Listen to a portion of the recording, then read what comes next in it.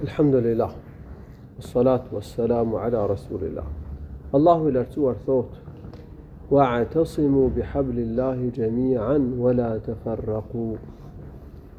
Kapuni të gjithë për besën e Allahut dhe mos u përçani. Besa e Allahut është libri I Tij dhe suneti të dërguarit të Tij. Allahu I lartësuar na urdhëron që të kapemi fort për Kur'anin dhe sunetin. Dhe pastaj thot wala tafarraqu, dhe mos u përçani. Allahu I lartësuar e ka ndaluar përçarjen e muslimanëve. Kjo do thotë që muslimanët duhet të ruhen nga të gjitha shkaqet që çojnë në përçarje. Largimi nga Kur'ani dhe Suneti sjell përçarje. Kapja për besën e Allahut, të kapurit për Kur'anin dhe Sunetin I bashkon muslimanët. Ky është themeli për bashkimin e muslimanëve. Kjo është ajo që I mbron muslimanët nga përçarja. Po gjithashtu, pra, duhet ruhemi nga bidatet, nga sektet, nga interpretimet e këqija, të cilat bien ndesh me Kur'anin, Sunetin, me rrugën, metodën e të parëve të këtij ummeti, sahabëve, tabi'inëve dhe tabi'ut tabi'inëve, sepse ashtu lindin për sektet, devijimet, përçarja. Gjithashtu, duhet ruhemi nga dhe gjitha shkaqet që sjellin armiqësi, urrëtie, përçarje. Prandaj profeti sallallahu alaihi wasallam e ka ndaluar që muslimanët të kenë smir njëri tjetrin. La tahasadu, mos e keni smir njëri tjetrin. La tabaghadu, mos e urreni njëri tjetrin. Bixhozi, lojrat e fatit, pijet alkolike, kanë shumë të këqija. Ndër të këqijat e tyre është se sjellin urrëtie, armiqësi. Wala tabaghadu wala tadabaru, mos I kpusin lidhjet me njëri tjetrin, ka thënë profeti sallallahu alaihi wasallam, mos e bojkotoni njëri tjetrin. Wala tanajashu, mos e mashtroni njëri tjetrin në shitblerje. Wala yabi' ba'dukum ala ba'din, mos ja prish kontratën e shitjes ose të blerjes tjetrit, sepse kjo sjell përçarje, gjithashtu urrëtie. Wa kunu ibadallahi ikhwana, bëhuni o rob të Allahut vëllezër, thot profeti, bëhuni o robët të Allahut vëllezër. Thot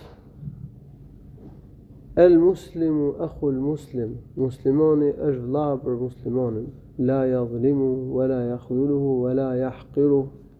Prandaj muslimani nuk I bën padrejtësi muslimanit tjetër, nuk e përçmon, nuk e braktis, nuk e lën balt, po e ndihmon.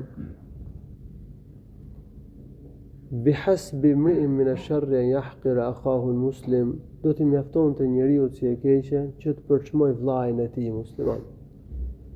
Kur e përçmon tjetrin nga ngjyra, nga raca, nga komësia, gjuha, prejardhja, fisi, niveli shoqëror, niveli ekonomik, të ardhurat, niveli arsimor, s'lejohet me përçmu musliman, nuk lejohet me përbuz. Do të jemi të thjesht me njëri tjetrin. Askush mos e mbaj veten më mirë se tjetri. Askush mos përpiqet të ngrej veten mbi tjetrin. Është e keqe kjo, gjuna I madh. Kullu al-muslimi 'ala al-muslimi haramun damuhu wa maluhu wa 'irduhu. Muslimani e ka ndaluar të prek jetën e muslimanit, nderin e tij, pasurinë e tij. Pra janë të shenjta, jeta e muslimanit është e shenjtë. Pasuria e tij, nderi, dinjiteti I tij, s'lejohet me prek këto gjëra.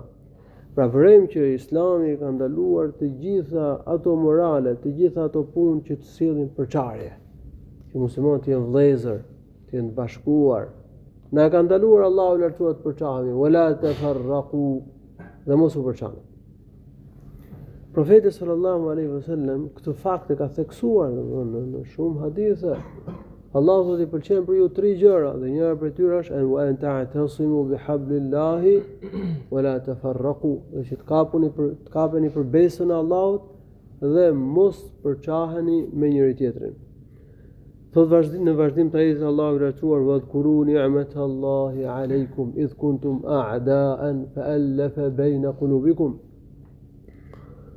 Kujtoni mirësinë e madhe që u bëri Allahu i lartësuar. Allahu na ka bërë shumë të mirësi, por një nga mirësitë e mëdha është bashkimi. Thot kur ju ishit armiq, dhe Allahu i lartësuar i bashkoi zemrat tuaja. Fiset Aus dhe Khazraj, që ishin 2 fiset arabe banor të Medines, kishin vllavrasje para se shkonte profeti sallallahu alaihi wasallam në Medinë. Kishin luftra. Ishin në armiqësi me njëri tjetrin. Shkoi profeti sallallahu alaihi wasallam, pra arriti tek thirrja islame, hyri Islami në zemrat e tyre, filluan zbatimin e Islamit, edhe me dashuri për Allahun, me dashuri për profetin dhe me dashuri për njëri tjetrin, se Islami bashkon njerëzit, ata u bën vëllezër. Dhe i lanë konfliktet armatosura që kanë pasur para xahiliyetit. Pra, mirësia e Allahut për ne është e madhe. Kjo fe është madhështore, i bashkon njerëzit. Njerëzit në Islam do të jetojnë në harmoni, do ta duan njëri tjetrin, do jenë vëllezër. Fa asbahtum bi ni'matihi ikhwana. Prandaj thot, dhe ju me mirësinë e Allahut të lartësuar bëhet vëllezër. Vëllezër, pra i duani njëri tjetrin, e ndihmoni njëri tjetrin, e përkrahni njëri tjetrin, i gjendeni njëri tjetrit, plotësoni nevojat e njëri tjetrit, ja doni të mirën e njëri tjetrit. Nuk e dëmtoni njëri tjetrin. Se kjo është vëllazëria islame. Ti je i sinqert me vllajën musliman, ti ja duash të mirën vllajit musliman. Të përpiqesh për të mirën e vllajit musliman, mos e kesh smirë, mos e urresh. Mos e përgojosh, mos i bësh keq, mos e dëmtosh. Këto janë të drejtat e vllazërisë islame. Allahu i lartësuar gjithashtu ka përmendur në një vend tjetër në Kur'an bashkimin e zemrave të muslimanëve, ka thënë huwa alladhi ayyadaka bi nasrihi wa bil mu'minin. Allahu i lartësuar të ndihmojë ty me ndihmën e tij, të përkrahë ty me ndihmën e tij dhe me besimtarët. Wa alafa baina qulubihim. Dhe Allahu i bashkoi zemrat e muslimanëve. I bashkoi, i harmonizoi bashk. لو أنفقت ما في الأرض جميعا ما ألفت بينهم ولكن الله ألف بينهم. Sikur të shpenzoje të gjithë pasuritë e tokës, ti nuk do mund që ti bashkoje zemrat e tyre. Pra është mrekulli bashkimi i fisëve arabe, bashkimi muslimanëve. Dhe në gjirin e Islamit janë bashkuar gjatë historisë islame popull të ndryshëm. Nga Azia, nga Afrika, nga Evropa, se feja islame u përhap në viset aziatike, afrikane edhe evropiane. Dhe popull të ndryshëm, raca të ndryshme, gjithu bën vëllezër. Nuk ishte para se të hyjnë kjo fara e keqe, këto idetë e këqija të Evropës, nacionalizmat, kombëtarizmat, se këto kanë hyrë mas revolucionit francez. 2 shekuj kanë hyrë këto dhe kanë coptu botën dhe shpërthyen konfliktet dhe luftrat, racizmi, nazizmi, çan to vra me qindra miliona njerëz, sa kanë vrarë këta 2 shekuj të fundit të ateistët, po domethënë shumë më tepër se vrasjet që kanë ndodhur që nga lindja që nga krijimi i Ademit alayhis salam e deri para revolucionit francez. Sa kanë vrarë këta në emër të shekularizmit, ateizmit, e nacionalizmit, vetëm Allahu e di. Qindra miliona njerëz. Edhe pse këta hiqen si shpëtimtarët e botës, e kanë çmend median edhe rrjetet sociale me drejtat e njerëzit, e paqen e sigurinë, po e vërteta që e di Allahu është edhe janë fakte historike, kanë vrarë me qindra miliona njerëz. Lufta e parë dhe e dytë botërore ka lënë domethënë miliona njerëz të vrarë nëpër botë. E viktimat e regjimeve të tyre domethënë me miliona njerëz dhe vazhdojnë vrasjen nëpër botë. Allahu i lartësuar na ruajt. Kështu që si u bashkuan gjithë këto popull në saj të mësimeve të Islamit, dashuria për Allahun, dashuria për profetin, dashuria e njeriu për njëri tjetrin, për hir të Zotit subhanahu wa taala. U bën vëllezër, sikur profeti kishte gjitha pasuritë e botës, dhe ti shpenzonte, nuk do mundte që t'i bashkonte muslimanët. Po Allahu subhanahu wa taala i bashkoi me mirësinë e tij, me tauhidin, me besimin e pastër, me Kur'anin, me Sunetin.